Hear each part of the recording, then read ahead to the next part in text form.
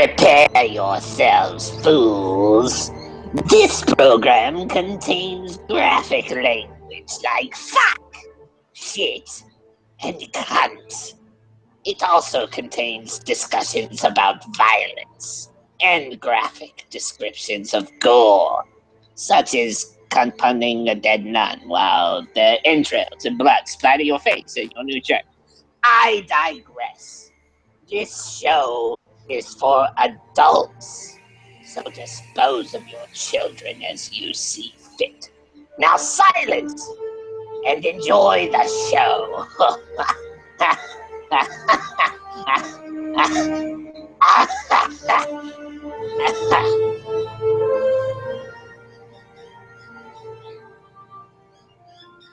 Oh, Sally.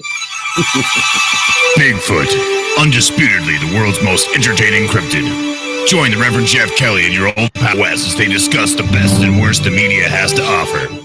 Movies, books, TV shows, commercials, all on Bigfoot Entertainment Weekly.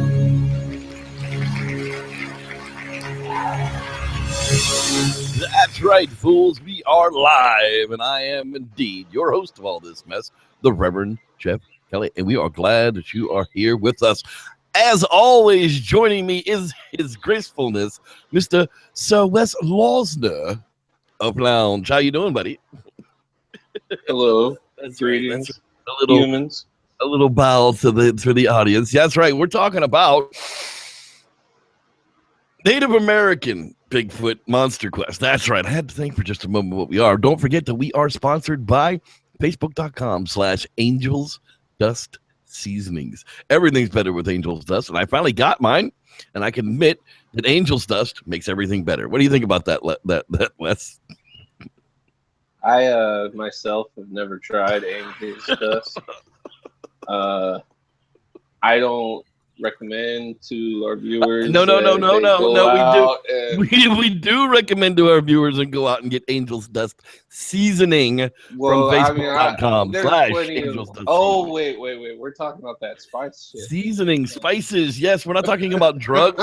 Not at all. 25% of all of the sales go to the foundation. Angel Dust. I'm like, No, not PCP. Angel's Reverend's Dust. on a good one Seasoning. tonight, everyone. Starting it out with a little bit of illegal substances. Why not?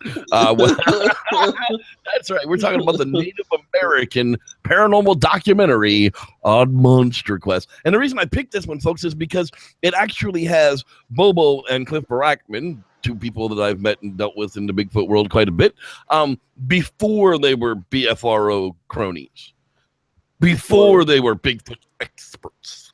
They were Bigfoot researchers. And I liked the way that they investigated on the Klamath in this particular episode. So we'll get there.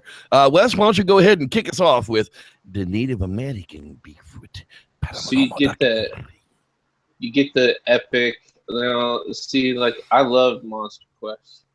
I love that fucking show.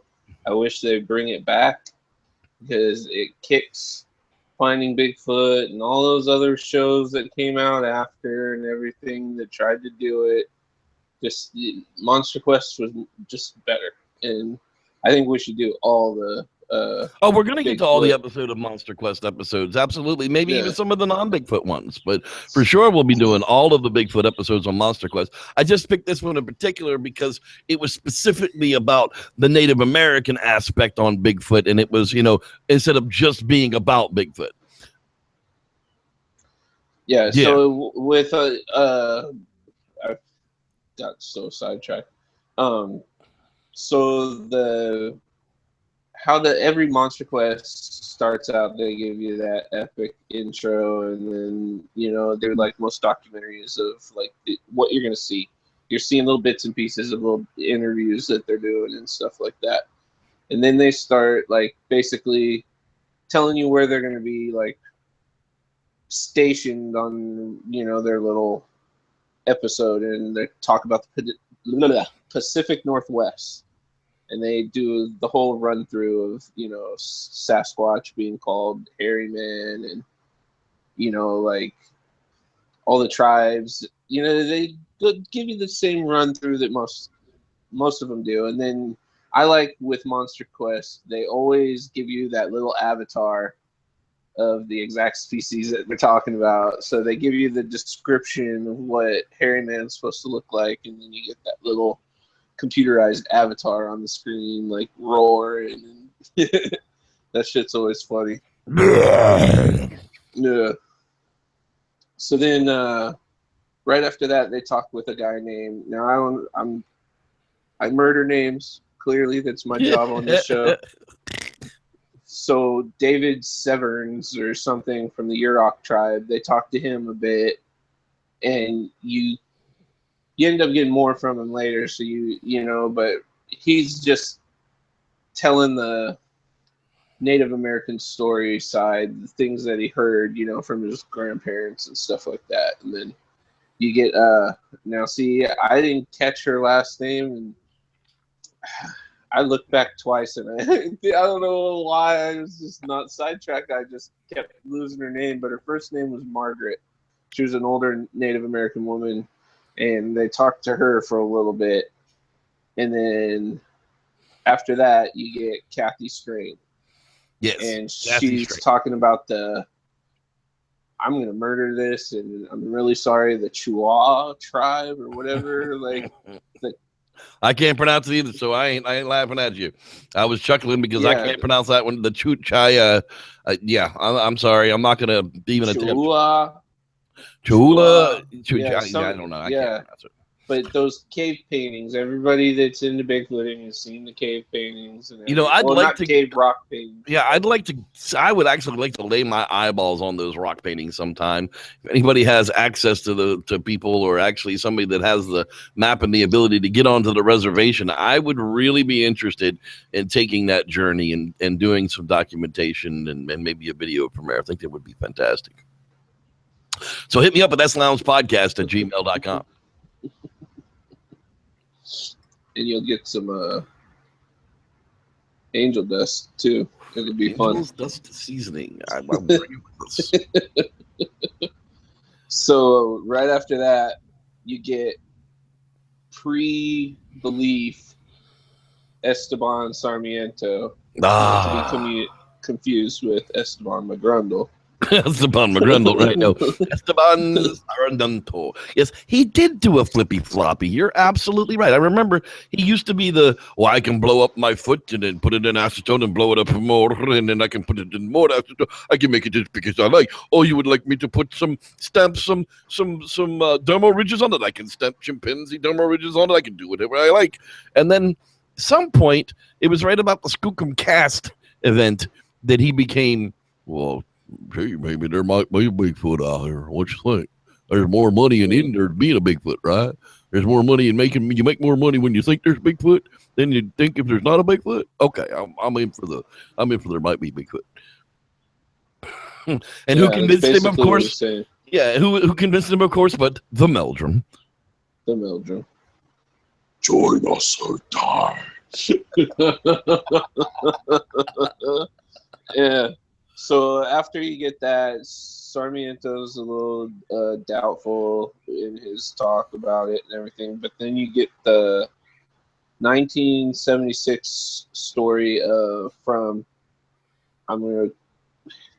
Arvada Fisher, and she has a sighting with her husband or boyfriend at the time or whatever of Yayale, she called it. Yeah, Yayale. The hairy man, you know, up in when she was camping, they went and saw that, you know, after the dogs, you know, went and chased after it, that branches were broke, all that shit.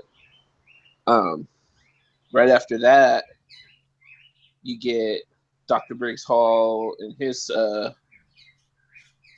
well, it's not a sighting, but his experience in 2007 when he heard whoops in Washington. Yeah, and you know, I that's one of the stories that I always felt, and this isn't the first time that story has been told, but the whoop story, I have an event in my repertoire, as they say. Yeah, look at that, I know 4 languages too. That we had a whoop experience just like that. It was a single whoop. It wasn't a double whoop. But literally, we're sitting around camp. we're just chilling out. There's 9 people sitting in camp. One dude's off cooking, so he didn't hear nothing. And it's whoop. And we're all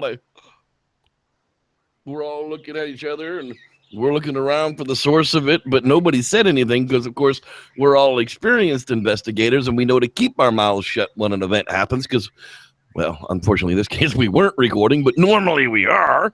But there is no other explanation when you experience a whoop event like that for there being anything else but a very big, powerful primate. And we don't know of any gorillas or any chimpanzees up there in the Sierras. At least we haven't come across any yet. We'll let you know if we do. But that whoop, that's something that's just, if you have an event like that, it'll stick in your mind forever. And with 8 other witnesses for mine, it's nice to have that much cooperation with it. You may continue. What if they were like man-sized koala bears? You know that George Washington was in fact 9 koala bears stacked one on top of each other? I believe it. Check out the Last Squatchers Lounge podcast. We have proof of it. So, this part of the documentary, they start introducing the fact that they're going to do 2 different expeditions. Briggs Hall is going to be going out with a partner, and then you get Cliff and James Fay. This was before he started having people call him. I'm sure he got called Bobo, but this is when he was being a little more professional. James I Fay. would say. Yeah. So they introduce him as James Fay. And so you get the whole run through on what they're doing and everything, and they're going to be going on the Pequan and the Blue Creek, drifting down the Klamath area. And they're going to be call blasting using the therm, the sound recording, and all while drifting at night down this river. And what's it called? So you get talking. The Klamath River, the same river that you and I saw when we were there in Bluff Creek. The Klamath River. Yeah, but they made sure to talk about the Pequan Creek and Blue Creek. That's because they were farther north up the Klamath River. Yeah. The Klamath River does indeed, Bluff Creek does indeed drop into the Klamath River, but they were much further north along the Klamath River. The Klamath River runs up through the mountainsides, but yada, yada, yada, blah, blah, blah. So the first boat dude, like how he said nobody cares, I didn't catch the guy's name. And the second guy, who I think was like the main guy of the boat, his name was Larry Walker. And he starts talking about the dangers of drifting at night and hitting rocks and shit like that, Yeah, having your motor knocked off by a tree, a floating tree. I always thought that stuff was ridiculous because I saw these episodes when I lived back in Tennessee. Okay, and the rivers aren't like they are out here. I didn't know until I was fishing with the Smiha that literally trees float down the Sacramento River, like whole trees, not like a piece of a tree or a limb, like whole frigging oak trees. I was like, what the hell was that? He's like, oh, that's a tree. Literally, a whole tree went right by the side of the boat, and I was just like, really? And he's like, yeah, that happens a lot. Apparently so. I guess it's the beavers. The beavers are literally like, take a tree out and it'll just fall over and fall into the river, and there ain't nothing they can do about it. Fucking beavers. Ends up down in LA eventually, I guess. Huh. You're welcome, LA, for the free wood. That's right. So good then, you don't driftwood by then. So after this, you get the John Friedis, James Fay, Bobo. What is it? A sighting? Call blasting. Oh, the sighting. Yeah. Yeah. That when they were, I didn't catch the date when they were doing this shit, but it was back a while back because even that shit was old.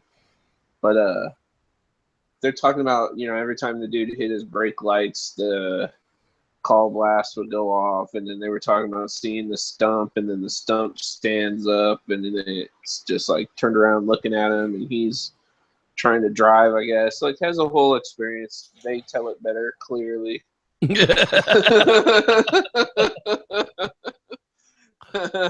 But yeah, so they talk about that, and then they go back into, you know, Cliff and them on the boat, and they're call blasting, and you get a little like minute interview with Cliff of him talking about stuff, and then then the like narrator guy or whatever the fuck gives you the rundown on the Klamath and the history going down it and everything. And then you get William Carlsino.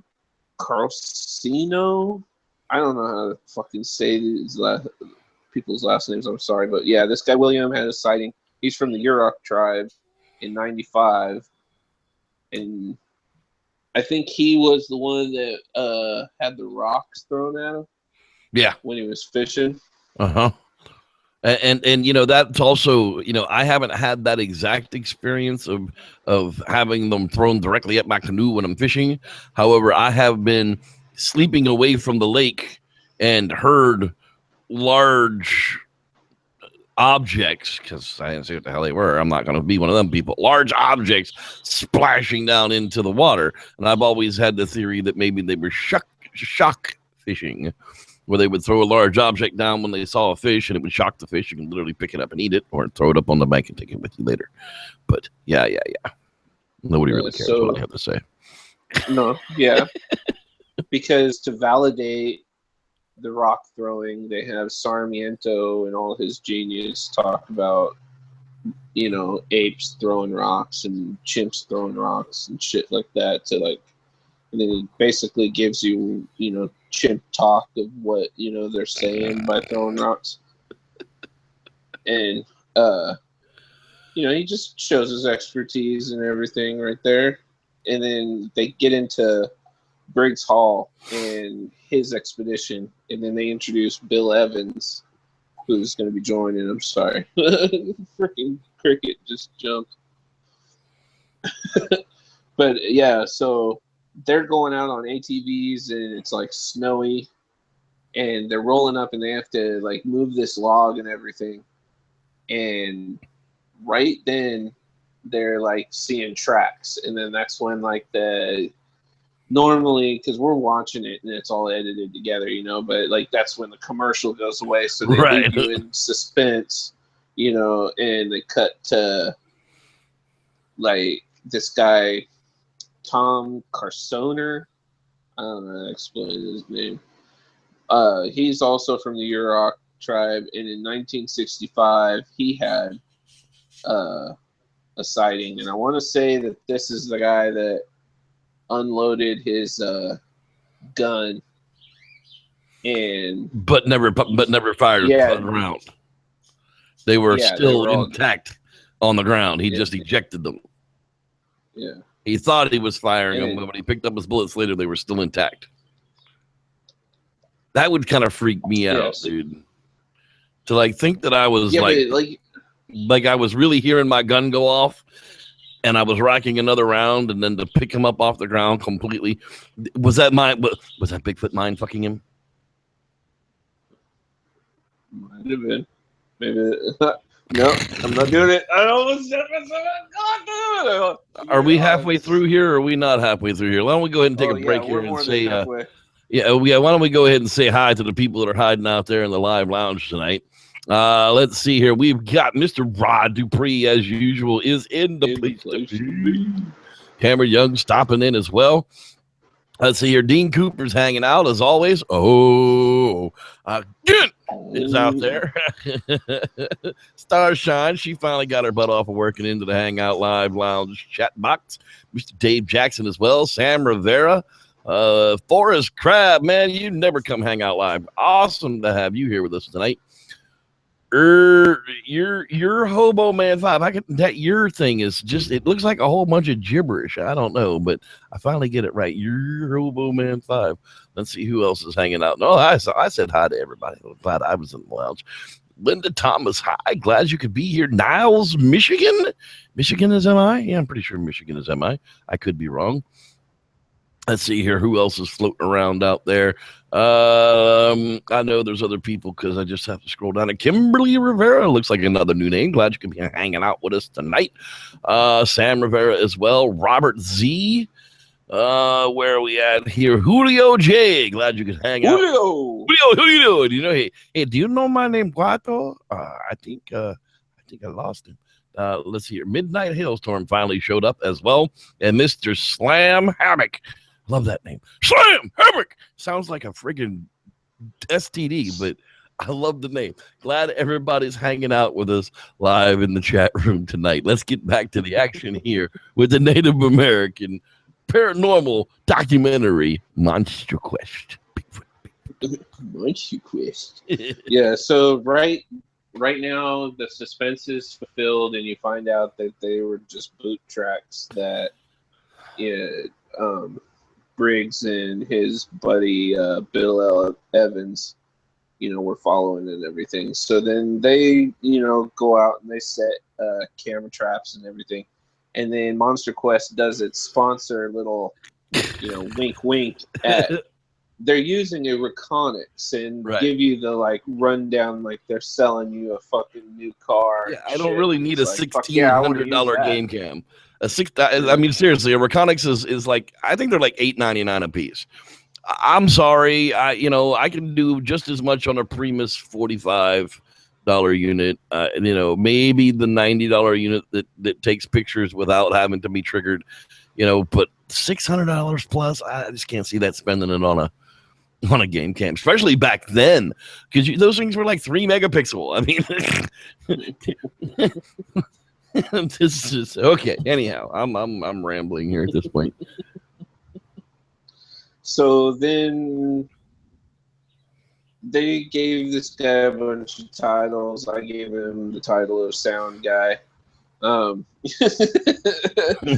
Stitchin, and he starts talking about the sounds and stuff that they were playing and everything. And then you get Dr. Joe Fox, and he's like some sound guru, master Brian Sykes type, of right the sound.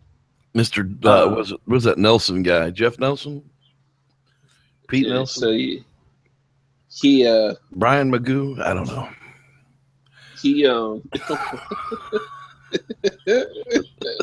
He starts talking about all the fucking noises, that everybody thinks is Bigfoot, and like the Ohio Howl and everything like that.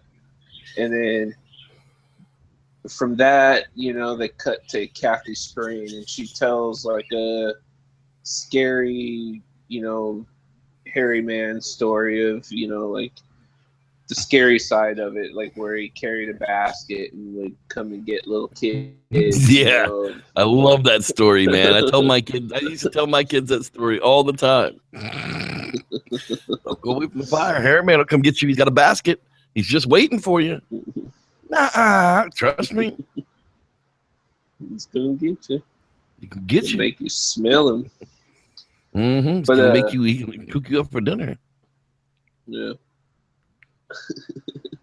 The kids do.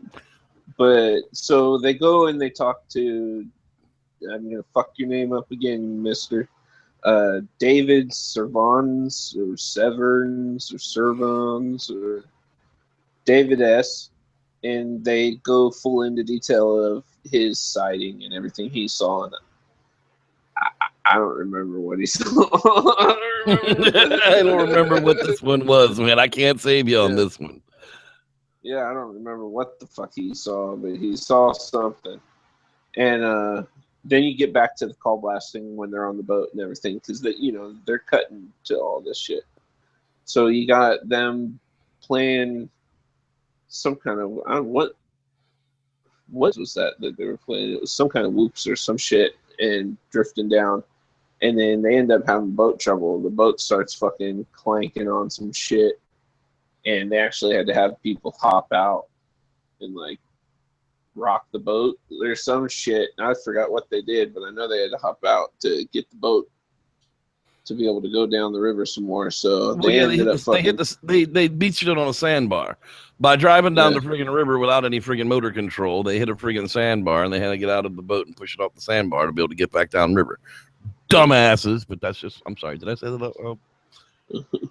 Well, how are you gonna hear the Bigfoot calling if it got the motor running? Well, it's called an anchor.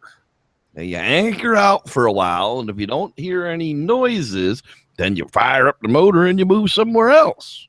It's kind of the safe way to do that. Anyhow, nobody cares what I got to say. So they cut to Briggs, and they're hiking around and putting camera traps and stuff like that. And then you get like this like run through of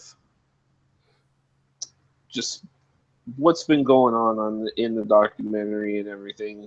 And then they end up going to get the, traps and everything. They're, skipping time, and, it's weeks have gone by. And, the moment that fucking guy, the bear fucker, would have loved, because the thing that came, and they had their mystery, what's this brown fur thing? And then the next pictures show that it's a bear and everything, that fucking Dr. Evans would have loved to come out and tell everyone that. But Right. That's what they got on their camera, was a bear. And so the boat team A was very determined bear, because they put that for 12 feet in the air. Nothing's going to eat that but for Sasquatch. Nothing. Yeah. If you put it 12 feet in the air, nothing's going to eat that food but a Sasquatch. I promise you. If you put it 12 feet in the air, nothing's getting to that but a Bigfoot.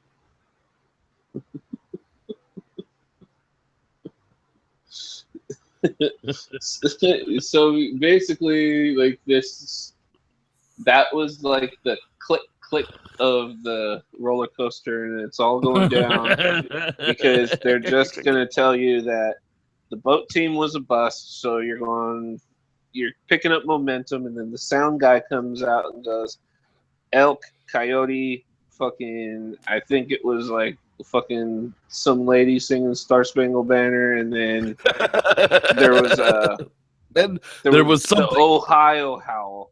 Yeah, then there was something, which is the Ohio mountain goat. I like to call it. I like that howl myself, even with the dog barks in it. I've listened to it myself. I've downloaded it myself. I've enhanced it myself. I've de-enhanced it myself. I've run it backwards. I've run it forwards. I mean, there's no fuckery with that file that I can find. So unless somebody was up on a hill call blasting this sound to whoever might record it, I don't know, but it's a natural sound. I can't say that it's an animal. All I can say is it was recorded as a natural sound as was heard by the ears of the recorder. There wasn't anything inserted. Nothing has been messed with that original file. I mean, it's just, I like the howl for what it is. I would have really wished something would have been able to catch something. I wish somebody would catch a Bigfoot howl on video. Let's put it that way. Yeah. They have caught a goat making that noise, though. But not where they echo for fucking 8 miles. And, that's the thing is. Well, it's like a mountain goat, and it goes, sounds like that. But anyways. Have you ever heard a mountain lion having sex? I have. It's a scary fucking thing, man. Scary thing. You think alley cats having sex is nasty? You should hear mountain lions having sex. Sound like LaQuisha on Friday night. Speaking of LaQuisha on a Friday night, Sarmiento busts out with, "Hey, there's no bones." Yeah. Where's the bones? How come there's no bones? Yeah, and then he's like, "Bigfoot, is you dead?" You ain't gonna be needing them shoes. I need about 350. And Kathy, Strange, she basically says, "No, he ain't dead. He ain't dead. Nah. Bigfoot, you did? Nah, man. Not dead." But yeah, so And then they just, you know, basically tell you farewell and get ready for the next episode next week, basically. But yeah, that's the end of that episode. And there's like, what, Sierra Sasquatch, there's Sasquatch Attacks the Cabin, and then that part 2. There's a few. There's the Swamp one. There's quite a few Monster Quests, you know, that we can do. Exactly.